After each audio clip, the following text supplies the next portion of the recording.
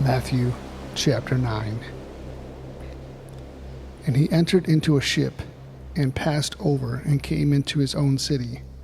And behold, they brought him to a man sick of the palsy, lying in bed. And Jesus, seeing their faith, said unto the sick of the palsy, Son, be of good cheer, thy sins be forgiven thee. And behold, certain of the scribes said within themselves, This man blasphemeth. And Jesus, knowing their thoughts, said, Wherefore think ye evil in your hearts? For whether is easier to say, Thy sins be forgiven thee, or to say, Arise and walk? But that ye may know that the Son of Man hath power on earth to forgive sins. Then said he to the sick of the palsy, Arise, take up thy bed, and go unto thine house. And he arose, and he departed to his house. But when the multitude saw, they marveled and glorified God, which had given such power unto men. And as Jesus passed forth from thence, he saw a man named Matthew sitting at the receipt of customs. And he said unto him, Follow me. And he arose and followed him. And it came to pass, as Jesus sat at meat in the house, behold, many publicans and sinners came and sat down with him and his disciples. And when the Pharisees saw, they said unto the disciples, Why eateth your master with publicans and sinners? But when Jesus heard that, he said unto them, They which be whole need not a physician, but they that are sick. But go ye and learn what that meaneth, if I will have mercy and not sacrifice. For I am not come to call the righteous, but sinners to repentance. Then came to him disciples of John, saying, Why do we and the Pharisees fast oft, but the disciples fast not? And Jesus said unto them, Can the children of the bride chamber mourn as long as the bridegroom is with them? But the days will come when the bridegroom shall be taken from them, and then shall they fast. No man putteth a piece of new clothing on an old garment, for that which is put in to fill it up taketh from the garment, and the rent is made worse.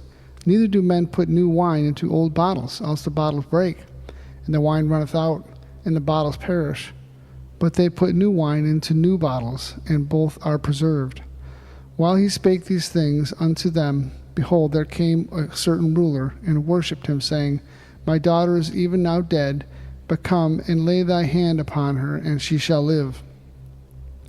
And Jesus arose and followed him, and said unto his disciples, And behold, a woman which was diseased with an issue of blood 12 years came behind him, and touched the hem of his garment.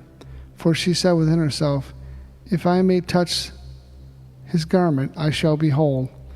But Jesus turned him about, and when he saw her, he said, Daughter, be of good comfort, thy faith hath made thee whole. And the woman was made whole from that hour. And when Jesus came into the ruler's house and saw the minstrels and the people making a noise, he said unto them, Give place, for the maid is not dead, but sleepeth. And they laughed him to scorn. But when the people were put forth, he went in and took her by the hand, and the maid arose. And the fame hereof went abroad into all that land. And when Jesus departed thence, 2 blind men followed him, crying and saying, Thou Son of David, have mercy on us.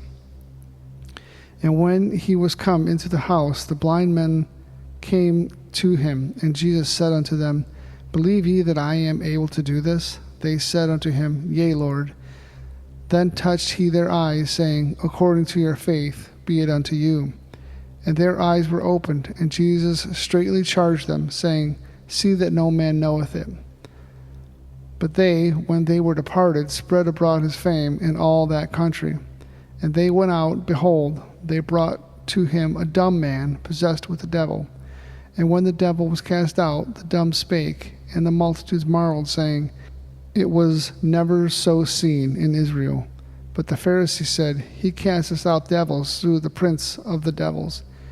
And Jesus went about all the cities and villages, teaching in their synagogues, and preaching the gospel of the kingdom, and healing every sickness and every disease among the people. But when he saw the multitudes, he was moved with compassion on them, because they fainted and were scattered abroad as sheep, having no shepherd. Then said he unto the disciples, The harvest is truly plenteous, but the laborers are few.